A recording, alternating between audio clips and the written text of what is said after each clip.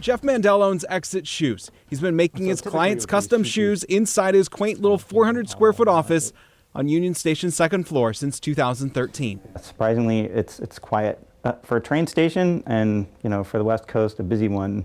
It's actually quite a quiet workspace. He says when he first heard about the space, it was the rent he couldn't pass up. While he wouldn't say how much a month he pays, he did say it's well under market value, less than $1,000 a month. It's fantastic. I mean, I love the fact that it's the oldest, largest train station west of the Mississippi. But Mandel fears that if a new buyer takes over ownership of the station, his rent could skyrocket. There's no possible way they could defray the costs of running this building with our rent. In February of this year, Prosper Portland told federal and state partners it was still looking to find a buyer. Talks about selling it started a decade ago, but ramping up over the last few years. There's long been a recognition that the Economic Development Agency is not the best entity to own a rail facility, especially one that's absolutely critical to this particular part of the United States. Sean Ullman is a spokesperson for Prosper Portland.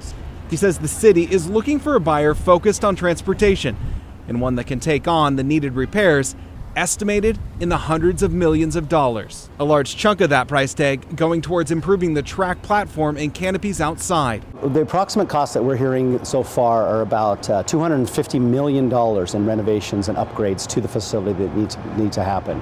Now, those are preliminary costs, and I think as this work advances over the next few years, those costs will be refined, and most likely those costs will increase. The building has shifted over the years. And if you ask Mandel about the 128-year-old historic building, he'll point you to the second floor hallway outside his office. If you look at the framing of this here and the framing of the door, you can see the gap on the bottom.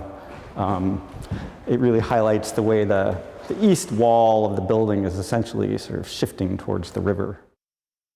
Prosper Portland had approached Amtrak. They were in talks as of recent, but Amtrak is one of the major tenants at Union Station, but says they ultimately backed out of any sort of talks of buying it. Amtrak wouldn't say why. Prosper Portland says it was due to funding. Christine?